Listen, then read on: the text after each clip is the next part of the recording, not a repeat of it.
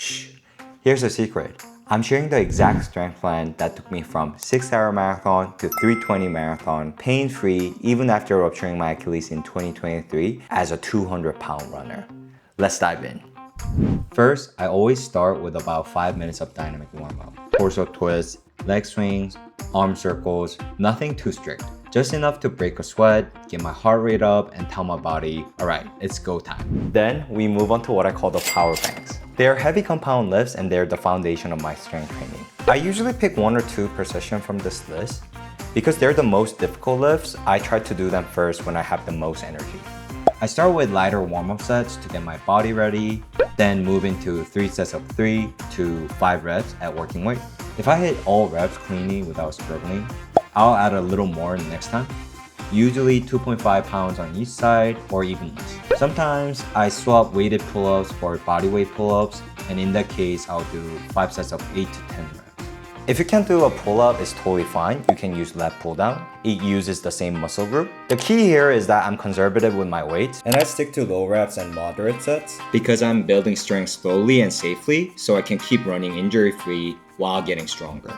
Also, if you feel worn out during the workout, that shouldn't be the case. The key here is that we're trying to balance running and lifting at the same time, so make sure to go easier and go lighter next time. The best part about compound exercises is that they hit multiple muscle groups at once, and they build strengths you need, not just for running, but for life. Deadlifts help with posture, back health, and safely lifting things in everyday life. Squats strengthen your knees, hips, and improve bone density. Bench press and military press support posture and upper body balance. Pull-ups train your back and core, which helps with upright running posture and general pulling strength. And that's why I call these lifts cheat code. You get the most bang for your buck and you're building a solid foundation for the long term. Alright, after I wrap up my heavy compound lifts, I move on to what I call body flossing. Basically, I go head to toe, hitting weak links, fixing imbalances, and building full body stability. These movements aren't flashy at all, but they've helped me stay injury-free, run better, and feel stronger overall. I usually stick to 3 sets of 8 to 10 reps for each exercise. Okay, starting with my back. First, barbell row. This trains upper back and lats. It helps you stay upright while running, especially when you're tired. If you notice your shoulders slouching near the end of the race, barbell rows build the strength to keep your posture tall, and also this is a great supplementary exercise for getting stronger deadlifts or pull-ups. Next, back extensions. This trains lower back, glutes, and hamstrings. I'll do 3 sets of 8 reps weighted or 3 sets of 12 to 15 reps if it's body weight. So this is actually one of my favorite exercises because I'm a software engineer and I'm sitting all day. And sitting all day shortens your hip flexors, weaken your glutes, and can turn off your lower back. This movement wakes them back up and helps with posture and back pain. So this movement is very underrated but powerful, but it also adds a lot of pressure to your back. Try to be careful with this movement. Try to do it only once a week and start with low number of sets and low number of reps. For my hip flexors, I do hip flexor raise. I do 3 sets of 12 to 15 reps with monkey foot.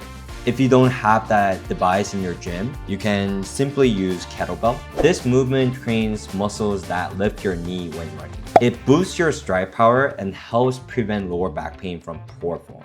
If your legs feel heavy or you struggle to lift your knees late in a run, this fixes the strength behind that movement. Then, moving on to side of your glutes, I usually do banded side walks and monster walks. I will do 3 sets of 15 steps each direction. And these movements keep my hips stable and knees aligned when I run. If your knee cave inward or your hip wobble with every step, this directly fixes the weakness behind it. For my quads, I use single leg press. This movement trains quads, glutes, and ankle control on one leg. Running is a unilateral activity, which means you're only ever pushing off one leg at a time. I love unilateral exercises so much because in sports like running, soccer, or basketball, you're constantly accelerating, stopping, and cutting off using one leg. For my hamstrings, I use single leg deadlifts. This trains glutes, hamstrings, balance, and ankle stability. And another one of the best parts about unilateral exercises is that you don't need to go heavy to make them effective because you're working one side at a time.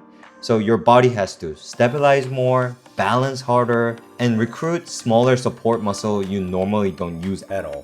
Next, for my knees, I use ATG split squats. This strengthens your knees through a full range of motion and builds mobility at the same time.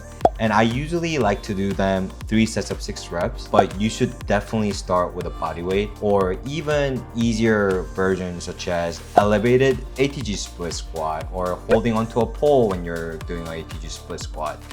For my shins, I use tibialis raise. So if you have shin splints in the past, this movement helps by strengthening the muscle that slows your foot down on impact. You could simply use kettlebell to do this movement, but also you could do tibialis raise by being on the wall, and the further away the feet are from the wall, the harder it gets. Then calves, I use calf raises. I go onto an elevated surface. If it's body weight, I'll do 3 sets of 25 reps for endurance. If it's weighted, I'll do 3 sets of 8 reps for my strengths. This is great because strong calves improve running power and reduce Achilles pain. For my ankles, I use single leg stand on Bosu ball. I'll do 3 sets of 30 to 60 seconds per leg. This movement is really important because as you run more and as you're tired, there's a higher chance that you lose balance to roll your ankles. This strengthens the muscle that protect you.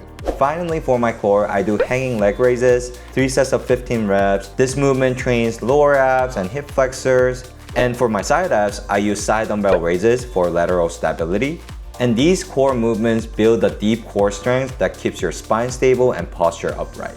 So we just went from top to bottom, hitting every major body part and the exercises that I use to train each one. Now, let's talk about how to program this. For your strength sessions, pick 1 or 2 exercises from the power banks. Then, choose 3 to 5 exercises from the body flossing section.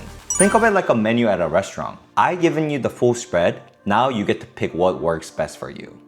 If a certain area feels tight or weak, choose movements that target that. There's no single right answer. The key is to listen to your body. If anything feels painful, please don't push through it. A lot of these movements might be new, so start light, go slow, and stay mindful. For timing, I recommend lifting once or twice a week alongside with your running. Personally, I like to stack lifting on my hard running days. I'll do my running in the morning and lift in the afternoon. That way, my rest days are truly restful and making sure that I'm not lifting the day before a tough running workout. To the 618 legends following this journey, thank you so much. I'm not a coach, just a fellow runner, learning and growing alongside with you. This is the exact routine that helped me go from 6-hour marathon to 3:20 marathon, pain-free. As I chase my next goal, sub 3-hour marathon, if I adjust my plan or discover new techniques, I'll keep posting updates. If you're new here, welcome to the channel. Please subscribe. Join this community focused on getting stronger, smarter, and more resilient. Let's go.